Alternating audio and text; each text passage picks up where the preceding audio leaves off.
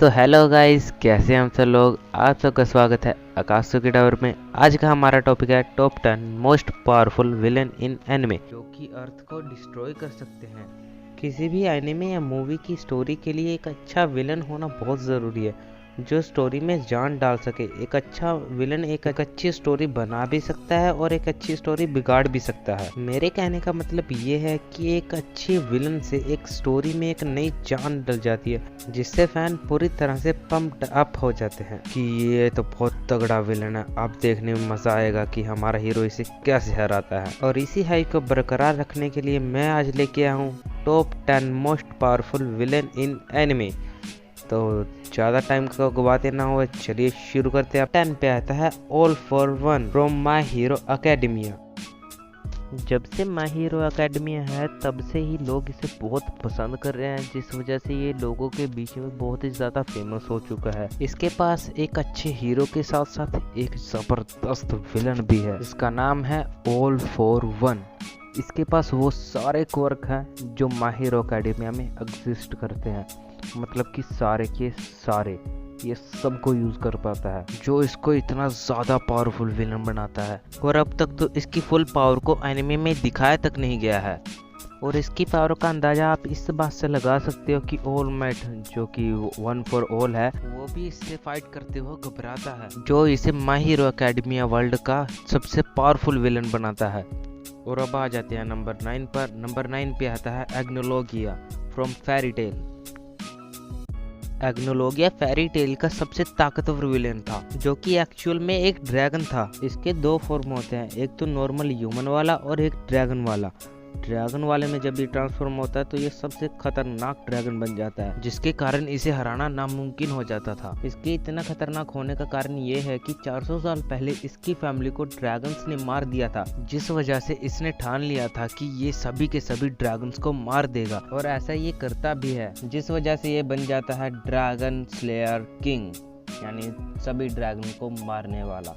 और अब हम आ जाते हैं नंबर 8 पे। नंबर 8 पे आता है father from full metal alchemist brotherhood.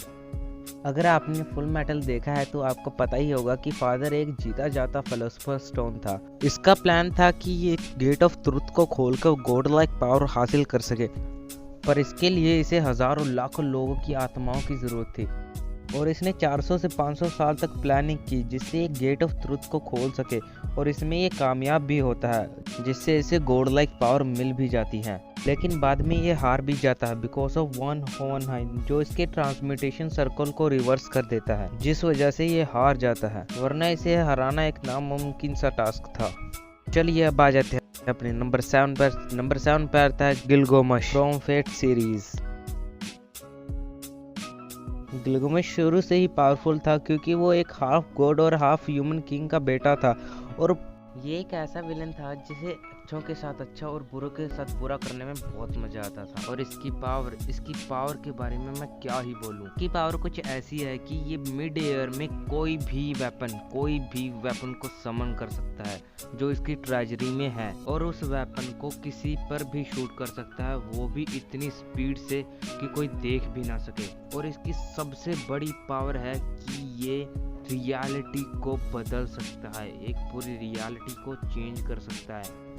और उस रियलिटी को चेंज करने के अलावा वो उसे डिस्ट्रॉय तक कर सकता है। और इन्हीं सब पावर की वजह से ये हमारे लिस्ट में 7 नंबर पे है। तो चलिए अब आ जाते हैं अपने नंबर 6 पर। नंबर 6 पर आता है Meruem from Hunter x Hunter. Meruem Hunter x Hunter का सबसे पावरफुल विलन था। विलन क्या, वो तो सबसे पावरफुल कैरेक्टर था पूरी हंटर सीरीज का। वो इतना पावरफुल और डरावना था कि लोग उसके ऑरे से ही डर जाया करता था कि ये कितना पावरफुल विलन है। इसका ऑरा इतना खतरनाक था कि इसी के सैनिक इसी से बहुत ज्यादा डरते थे।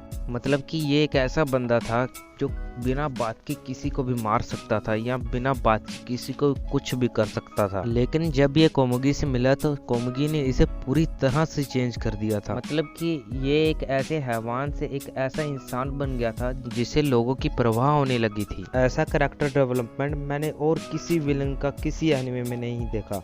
और चेयरमैन से फाइट करने से पहले ये किसी से डरता ही नहीं था, लेकिन जब इसकी चेयरमैन के साथ फाइट हुई तब इसे पहली बार डर का एहसास हुआ था कि डर होता क्या है। लेकिन फाइट के एंड में इसने चेयरमैन को हरा ही दिया था। लेकिन अंत में चेयरमैन ने मिनिएचर रोज नामक एक बम फोड़कर मरियम को पॉइजन कर दिया, जिसकी वजह से वो एंड में धीरे धीरे मर गया। और इसकी मौत इतनी इमोशनल थी ना कि क्या ही बताऊं यार, मेरे को बहुत इमोशनल सीन लगा था वो जब इसकी मौत हुई थी। अगर सच बोलूं तो मरियम मेरा one of the best villain है जो मैंने अब तक देखा। मतलब ये इतना अच्छा विलन लगा ना मेरे को कि क्या ही बताऊं। और अब आ जाते हैं हम अपने नंबर 5 पर। नंबर 5 पर आता है मादारा उचिहा फ्रॉम नारुतो।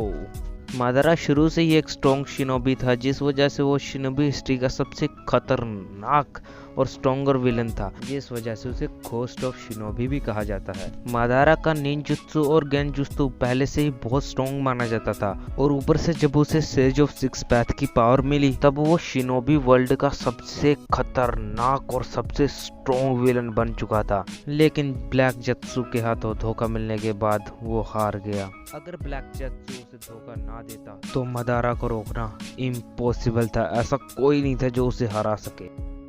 और इसने मरते वक्त जो वर्ड्स कहे थे ना, मतलब एक एक बात सच थी उसकी, एक एक बात, जिस वजह से ये हमारी लिस्ट में नंबर 5 पे आता है। और अब हम आ जाते हैं अपने नंबर 4 पर। नंबर 4 पर आता है यश फ्रॉम ब्लीच। ब्लीच एनिमे का खत्म होना किसी को भी पसंद नहीं था। ब्लीच को जल्दी खत्म करने की वजह से यविश जैसे विलन के फुल पोटेंशियल को बाहर नहीं ला सके।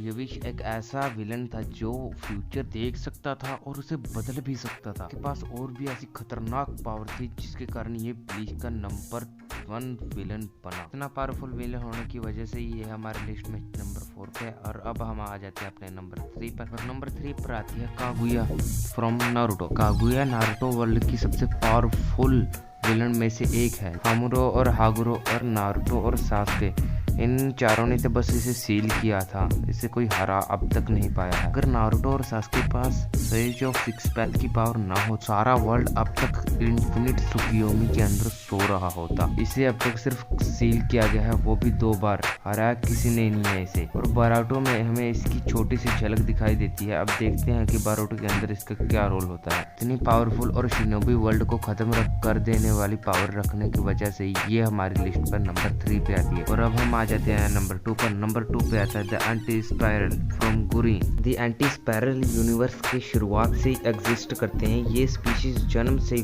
बहुत पावरफुल होते हैं और ये बहुत ही ज़्यादा इंटेलिजेंट होते हैं, बहुत मतलब बहुत ज़्यादा। और अगर आप ये सोच रहे हैं कि ये सब क्या है, यस, ये गैलेक्सीज हैं। इनके पास गोड लाइक स्पार होते हैं, जिनकी वजह से इन्होंने एक फॉर्म ले लिया जिसे एंटी स्पायरल नाम से जाना जाने लगा। और इसकी पावर्स यूनिवर्स तक को ख़त्म कर सकती है। मतलब कि इसकी पावर से पूरे यूनिवर्स को बना सकती है, एक पूरे यूनिवर्स को ख़त्म कर सकती है। ये इतना पावरफुल है। और इसे हराने के लिए सुपर गुरीन लीजन की सारी पावर्स का यूज़ करना पड़ा था, और जब जाकर ये हारा था। और सुपर गुरीन लीजन इतना बड़ा है ना, अब खुद ही देख लो, ये देख लो इतना बड़ा है ये, तो सोच लो इसकी फुल पावर कितनी होगी। इतना पावरफुल होने की वजह से ये हमारी लिस्ट में नंबर 2 पे आता। और नंबर 1 पे आता है Beerus the God of destruction. Dragon ball super की शुरुआत से ही हमें बता दिया गया था कि बीरस कोई मजाक नहीं है। उसने सुपर सेयन 3 गोकू को एक उंगली से हरा दिया था, एक उंगली से। उससे पता ही लग सकता है आपको ये कितना पावरफुल है। और इसके नंबर 1 पर होने की वजह ये भी है कि इसके पास है हाकाई पावर, जो किसी भी चीज़ को डिस्ट्रॉय कर सकती है, मतलब उनका नाम और निशान मिटा सकती है। अगर इसने किसी पर हाकाई यूज़ कर लिया तो उस रियलिटी से उसका नाम और निशान मिट जाएगा जिस पर हाकाई यूज़ किया गया है। और इसकी पावर्स के बारे में आप सब जानते ही हैं कि ये क्या क्या कर सकता है। और इसी के साथ आज की वीडियो